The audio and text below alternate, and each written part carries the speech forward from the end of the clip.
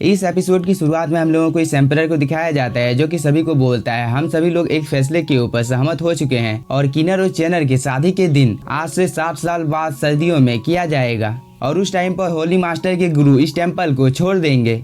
और साथ ही मैं आप सभी की जानकारी के लिए बता देता हूँ कि उन्होंने और सीनियर रुयान ने इस शादी की जिम्मेदारी अपने कंधों के ऊपर ले ली है। इस बात को सुनने के बाद ये एल्डर बहुत ही ज्यादा खुश हो जाता है, लेकिन तभी एम्पर अपनी बात की कंटिन्यू करते हुए यहाँ पर सभी को बताने लगता है कि कैंगटियांग का ओल्ड आदमी बिग प्रिंसेस और यंग मास्टर रुयांग की शादी को लेकर थोड़ा सा चिंतित है, इसलिए नांगोंग प्रांतीय सरकार सबसे ज्यादा इम्पोर्टेंट हो सकता है। इसलिए मैं चाहता हूँ कि हम लोगों के जितने भी चाहने वाले हैं उन सभी को बोल दो कि आज से वो लोग जश्न मना सकते हैं। इस पर ये ओल्ड आदमी हाँ बोलकर इस जगह से चला जाता है। इस बात को सुनने के बाद ये एल्डर यहाँ पर सभी को बताने लगता है कि अब पूरी दुनिया को ऑफिशियली पता चल जाएगा कि इन लोगों की अब शादी होने वाली है, जिसकी वजह से कुछ खतरे हम लोगों के सामने आ सकते हैं, क्योंकि हम लोगों के लिए चिंता करने की कोई भी जरूरत नहीं है, क्योंकि सेठ नांगोंग के लिए यह बहुत ही ज्यादा अच्छा होने वाला है। दूसरी तरफ हम लोगों को तेन्यू और उसके साथियों को दिखाया जाता है, जहाँ पर तेन्यू इन लोगों को बाय बोलकर इस जगह से निकल जाता है। तभी किनर बोलती है मुझे तेन्यू तुम्हारी बहुत ही ज्यादा याद आएगी। इस पर तेन्यू बोलता है मुझे भी, और मैं तुमसे अब वादा करता हूँ कि जब हम लोग अगली बार मिलेंगे तब मेरे पास तुम्हारी बीमारी का इलाज जरूर से होगा। इस बात को सुनकर किंगर थोड़ी सी खुश हो जाती है। इसके बाद वो यहाँ से चली जाती है। और दूसरी तरफ हम लोगों को तेन्यू को दिखाया जाता है जो कि हेवन एंड अर्थ के डिस्ट्रैक्शन को देख रहा था, और वो बोलता है पास्ट में मैंने ही हेवन एंड अर्थ के नियमों को बनाया है, इसलिए यह चीज मेरा यहाँ पर कुछ भी बिगाड़ नहीं सकती है। तभी यहाँ पर एक गोल्डन ड्रैगन अपीयर हो जाता है जो कि बहुत ही तेजी के साथ आकर तेन्यू के साथ टकरा जाता है, जिसकी वजह से यहाँ पर एक ब्लास्ट होता है, लेकिन तेन्यू को इस चीज की वजह से कुछ भी नहीं होता है। और तेन्यू बोलता है हेवन ने जो मेरे ऊपर प्रतिबंध लगाया था अब इस चीज को उसने हटा दिया है। लेकिन तभी और एक ड्रैगन तेन्यू के ऊपर अटैक करने के लिए आ जाता है, लेकिन तेन्यू ने अपने सामने एक सील बना लिया था, जिसकी वजह से यह ड्रैगन यहीं पर डिस्ट्रॉय हो जाता है। इसके बाद तेन्यू बोलता है जब तक ये होंगवेंग बॉडी टेस्ट खत्म नहीं होता है तब तक मुझे कुछ देर और इंतजार करना होगा, क्योंकि किंगर को जल्द से जल्द मेरी मदद की जरूरत है। और दूसरी तरफ हम लोगों को चिंगफेंग को दिखाया जाता है जो कि इस लड़की को देखकर इस जगह पर थोड़ी सी शौक हो जाती है और वो दोबारा से इस जगह से घूमकर जाने लगती है। लेकिन तभी ये लड़की इसके सामने आकर बोलती है तुम्हें मैं इतने दिनों के बाद देखकर बहुत ही ज्यादा खुश हूँ और मेरा इस जगह पर आना बेकार नहीं गया। इस पर चिंगफेंग बोलती है पिछली बार जो कुछ भी हुआ था मिस लॉन्ग, मैं उस चीज के लिए माफी चाहती हूँ। इस पर मिस लॉन्ग बोलती है तुम्हें चिंता करने की कोई भी जरूरत नहीं है, क्योंकि मैं उन सब चीजों के लिए इस जगह पर नहीं आई हूँ, बल्कि मैं यहाँ पर तेन्यू से मिलने के लिए आई हूँ, क्योंकि मुझे उससे बहुत ही ज्यादा इंपॉर्टेंट काम है। क्या तुम इस चीज में मेरी मदद कर सकती हो? इस पर चिंगफेंग बोलती है मैं तुम्हें पैलेस के अंदर में नहीं ले जा सकती हूँ, और साथ ही मैं तुम्हारी जानकारी के लिए बता देती हूँ कि तेन्यू अभी फिलहाल एकांत में है ताकि वो अपनी पावर को बढ़ा सके, इसलिए तुम्हें लॉन्गयूम सेक्ट में दोबारा से लौट कर चले जाना चाहिए और तुम्हें चिंता करने की कोई भी जरूरत नहीं है। इस जगह से चले जाने के बाद मैं तेन्यू को सब कुछ बता दूंगी कि इस जगह पर क्या क्या हुआ था। इस पर मिस लॉन्ग बोलती है तुम्हें चिंता करने की कोई भी जरूरत नहीं है चिंगफेंग, क्योंकि मैं खुद इस जगह पर तेन्यू का इंतजार करने वाली हूँ जब तक वो कल्टीवेशन कर बाहर नहीं आता है।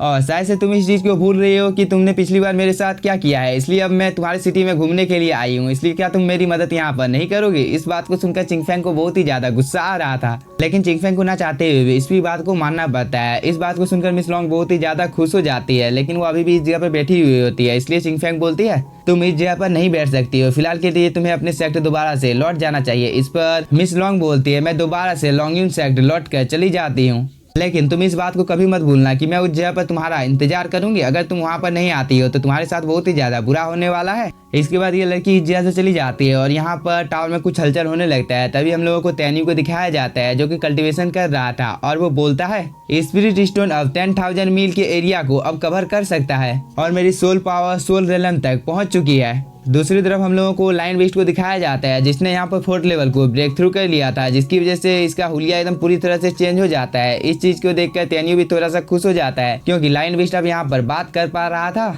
और ऐसे ही ये दोनों कुछ देर तक बात करते रहते हैं। इसके बाद ये दोनों फैसला करते हैं कि अब हम लोगों को इस जगह से जाना चाहिए। और दूसरी तरफ हम लोगों को मास्टर तेनताई को दिखाया जाता है जिसके सामने सभी डिसाइपल इकट्ठा हो गए थे, इसलिए मास्टर तेनताई यहाँ पर सभी को बता देता है कि आज से मिस पिंग सेट गेट मेरिडियन की प्रमुख है और सैन सुजैन इस जगह के सबसे प्रमुख एल्डर में से एक है।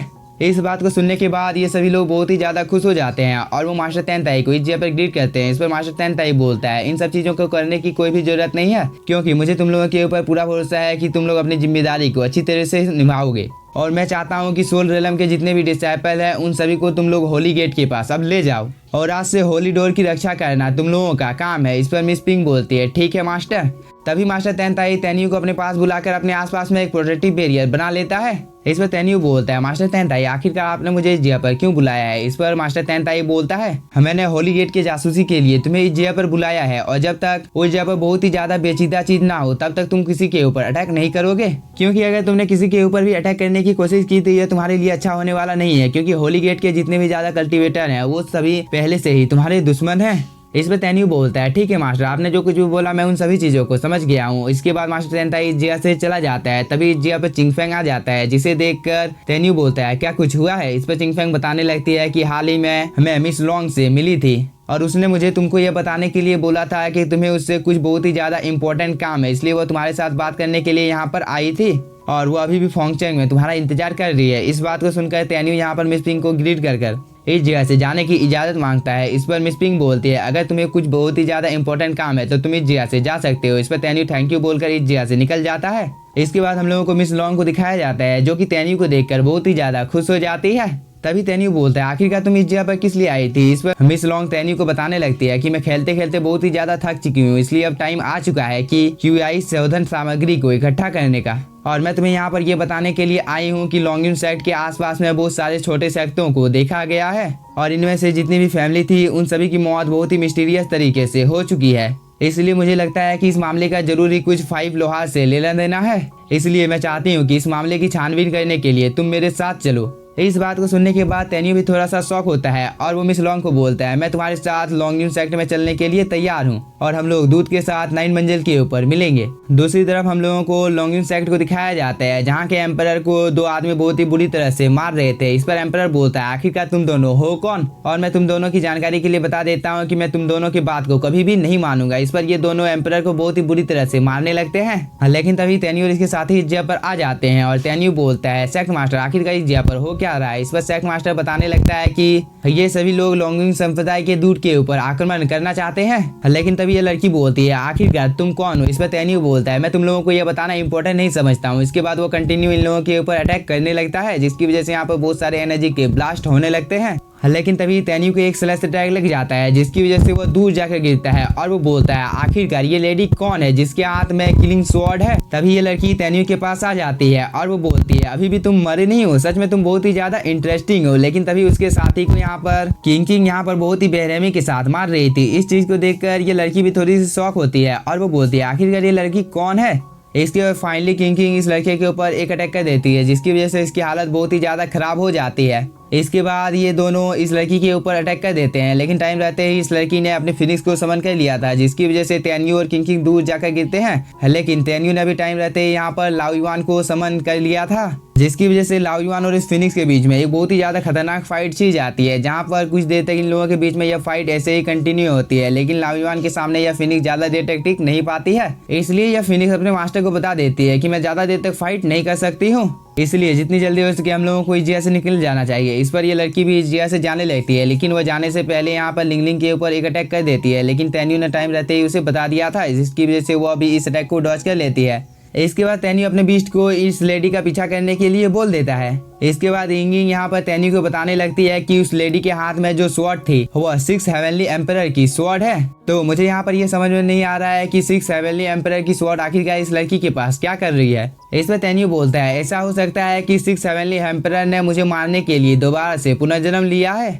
और मुझे पता है कि इस चीज की वजह से सबसे ज्यादा केओस सुप्रीम को ही लाभ होने वाला है। तभी इंगिंग बोलती है, मुझे ऐसा लगता है कि 6 हेवनली एम्परर के साथ और कोई भी एम्परर जरूरी पुनर्जन्म लिया होगा। इस पर तेन्यू बोलता है, अभी की कंडीशन हम लोगों की ठीक नहीं है, क्योंकि अभी हम लोग उतने ज्यादा पावरफुल नहीं है जिसकी वजह से हम लोग उनसे निपट सकते हैं, इसलिए मुझे जितनी जल्दी हो सके और भी ज्यादा पावरफुल बनना होगा। और ये दोनों कुछ देर तक यहाँ पर ऐसे ही बातें करते रहते हैं, लेकिन इसी के साथ हम लोगों का ये एपिसोड हो जाता है खत्म। तो अगर आप लोगों को एपिसोड पसंद आया होगा तो चैनल को सब्सक्राइब कीजिए और वीडियो को like. Thank you for watching.